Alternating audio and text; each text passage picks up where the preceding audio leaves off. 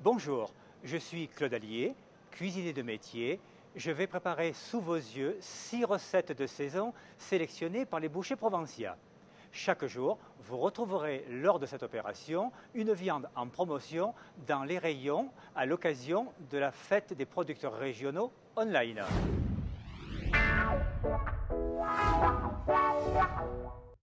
Aujourd'hui, nous allons vous proposer un pot-au-feu. Pour ce faire, nous avons ici du jarret, du paleron, des poireaux, branches de céleri, oignons, navets, carottes, pommes de terre, courgettes et quelques herbes du jardin. Donc nous allons mettre nos chairs à cuire à l'eau froide et nous allons porter à ébullition. Dès le début de cuisson, nous rajoutons un petit peu de gros sel, sans trop de mesure, parce qu'il serait désagréable d'avoir un pot-au-feu trop salé, du moment qu'il va y avoir une réduction pendant la cuisson. Et maintenant, je vais préparer les légumes. Alors, nous allons commencer par nettoyer tous nos légumes.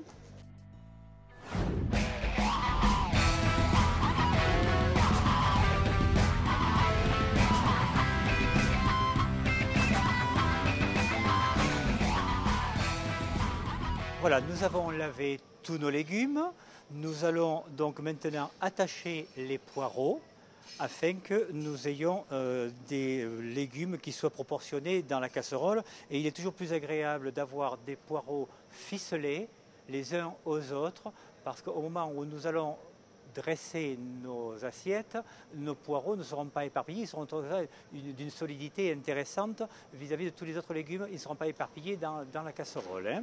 Donc je vais attacher les poireaux, je vais mettre une branche de céleri avec pour donner un peu d'arôme, parce que c'est toujours intéressant. Nous mettrons les 6 carottes qui sont là, les 6 pommes de terre que nous mettrons en fin de cuisson. Quant au navet, nous allons les historier un petit peu.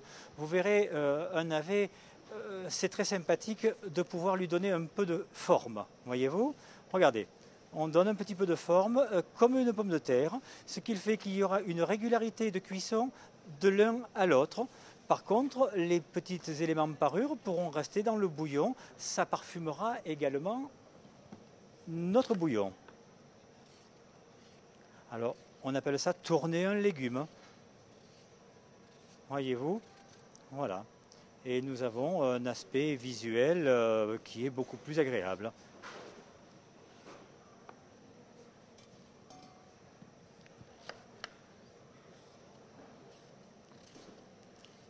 On dira qu'on a acheté des navets calibrés.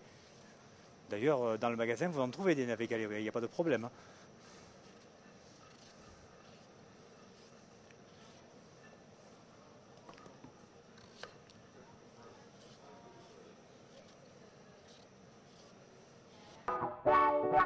Donc nous allons clouter l'oignon de clou de girofle. Le clou de girofle, comme toute épice, est quand même d'un parfum relativement puissant. Donc il faut être quand même assez modéré parce que nous aurions une dominance de clou de girofle, qui est un élément qui est très intéressant dans la cuisine, mais il ne faut pas non plus que ce soit un pot-au-feu au clou de girofle, mais bien sûr un pot-au-feu composant tous les éléments. Voilà, donc là nous attachons maintenant les poireaux avec la branche de céleri.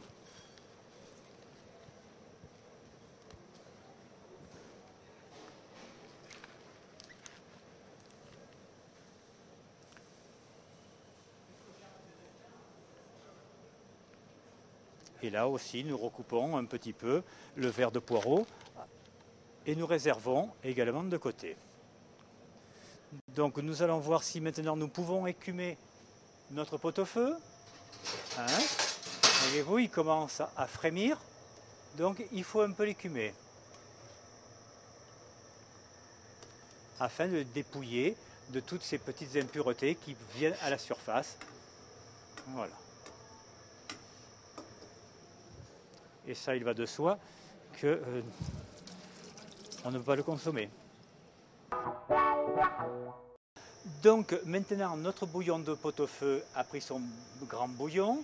Nous avons écumé un maximum et nous allons mettre les légumes que nous avons lavés, épluchés et préparés. Donc nous mettons le bouquet de poireaux nous mettons nos navets tournés, notre oignon clouté de clous de girofle et les carottes. Par contre, les pommes de terre qui sont épluchées pour l'instant restent dans l'eau et nous les mettrons en fin de cuisson.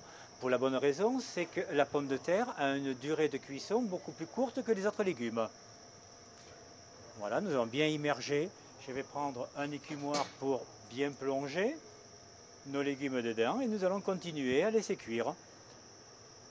Alors, le pot-au-feu ne doit jamais cuire à gros bouillon. Il faut toujours, disons, le laisser mitonner. Donc nous sommes bientôt au terme de la cuisson de pot-au-feu, soit environ 15 minutes. Nous allons maintenant mettre les pommes de terre dans le bouillon pour qu'elles cuisent pendant un quart d'heure approximativement, le temps de cuisson. Donc nous allons sortir la viande et les légumes du bouillon de cuisson et nous allons dresser le pot-au-feu avec un très grand plaisir.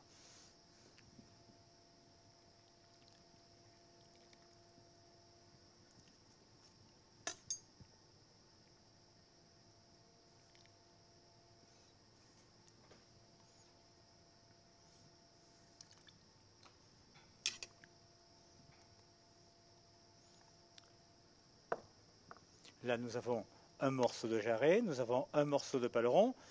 Dans le jarret, nous nous rendons bien compte qu'il y a un peu de moelle. C'est ce qui va être très agréable, disons, à consommer. Et il faut être un peu généreux quand même, parce qu'un pot-au-feu, regardez s'il est joli, ce pot-au-feu, avec ce côté gélatineux au milieu, c'est quelque chose d'extraordinaire, ça.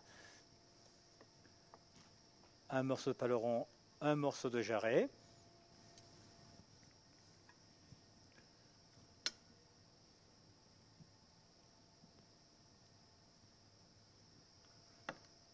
Un morceau de poireau. Alors le poireau, eh bien, à chacune des convives, on va pouvoir mettre un peu de blanc, un peu de vert. Parce que le cœur du poireau est toujours fondant. Le vert nous apportera un peu de couleur. Nous allons pouvoir mettre les carottes et un navet par convive. Voilà. Il va de soi que un pot-au-feu sans son bouillon n'est pas un pot-au-feu.